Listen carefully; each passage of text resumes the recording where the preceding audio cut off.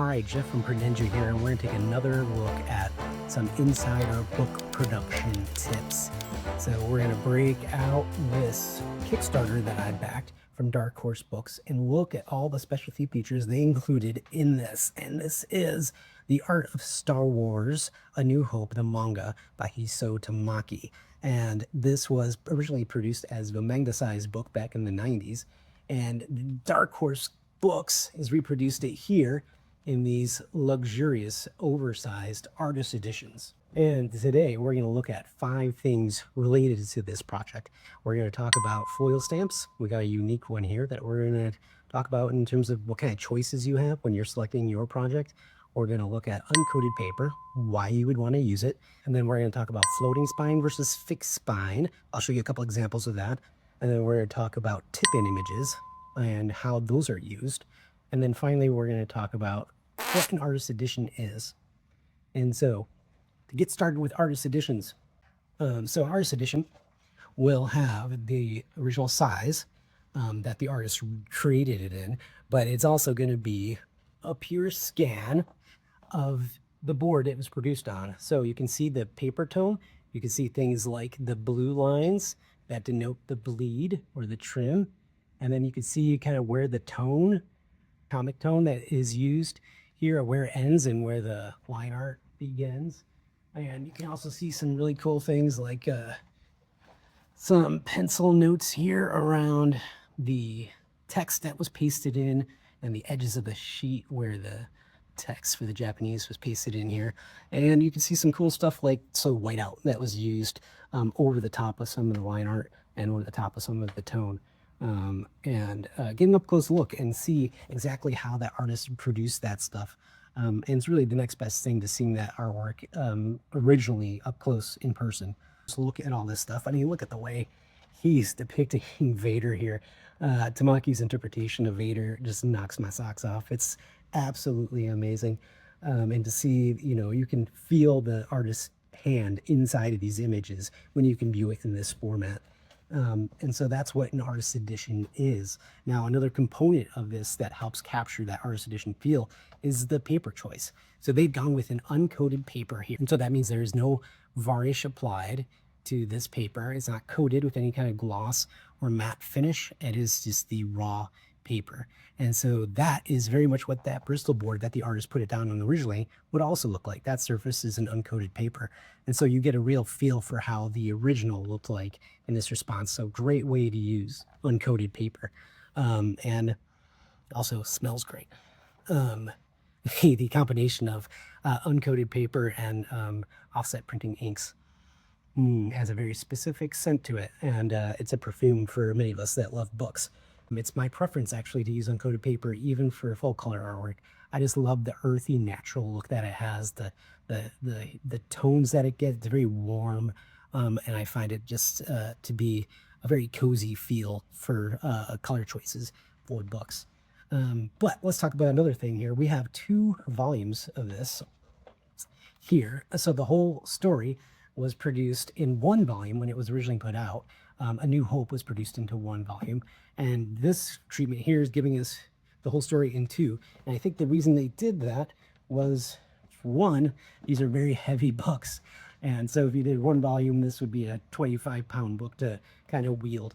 But I believe also by reducing the number of pages that are in each volume, you can then have a fully flat opening experience here, which is also helped by this spine.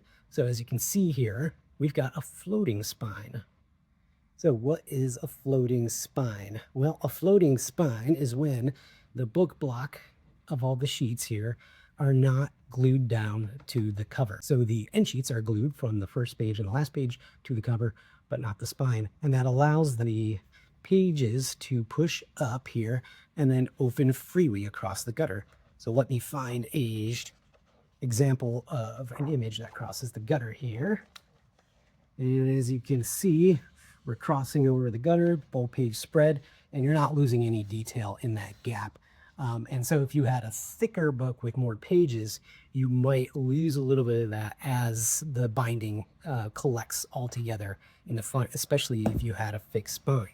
So let me show you what a fake spine looks like. It's like this. And if you open up that, you can see that the book block stays rigid to the spine there. Let's talk about that foil stamp, because we do have a unique usage of a foil stamp on this one.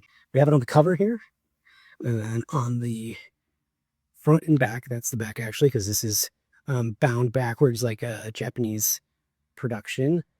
And then on the spine as well. And this is actually the same foil that is used for the gilded edges, which you can see there.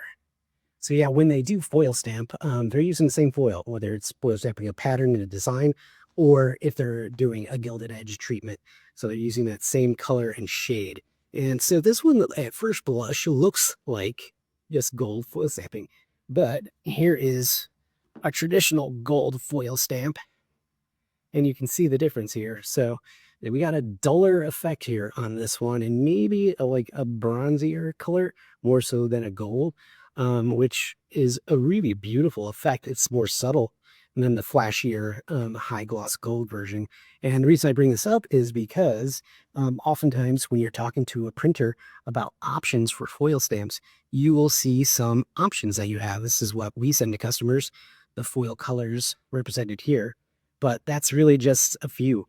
There are hundreds, if not thousands, of options when it comes to foil stamp colors, patterns, and effects that you can choose from. And so if you go to your print provider and you ask them for something very specific, chances are they'll be able to find something for you. But let's shift the focus over here to the slip case. So this gorgeous slip case is a faux leather covered slipcase. In this case, the kind of off-white faux leather in contrast to the white of the text here. This is the tip-in image that is glued to the slipcase. So the slipcase itself has a debossed open area here. It's pushed down, left empty, and then they printed this piece, foil stamped it, and then glued that in to the open gap. They die cut it first into the right shape and glued it in, and they would have to do that for each individual product that they produced. So it's hand tipped in image, glued in on the front, and they did it on the back too. Very cool. And that way you can get full printing on the image, because you cannot print offset printing onto the faux leather. You can do a foil stamp, which is what you have here and here, but you cannot produce black and white offset printed artwork onto a faux leather construction. So this allows you to get the best of both worlds. You get the printed image, and then you also get this luxurious textured feel from the faux leather. When I back this project, I also chose to get another specialty feature, which is this portfolio piece here that's hiding in the background. It's gigantic. It is a triptych that shows a bloody Balkan here. And what this is really is, this construction is very much similar to a case-bound book cover, or if you were making a board game, this is kind of how a board would be produced for a board game. In this case, this would be like a tri-fold board game. And this is really just a printed sheet of paper that is then wrapped around a rigid board. And in this instance, for this portfolio piece, they glued in these little brackets here so that this image can be slipped in and out without being attached with any kind of tapered glue. And so you could swap that out between a couple options and then have this beautiful portfolio piece to display along with your book. And then we also have this crazy foil stamp there on the front, on the back, and over here. Beautiful, beautiful work.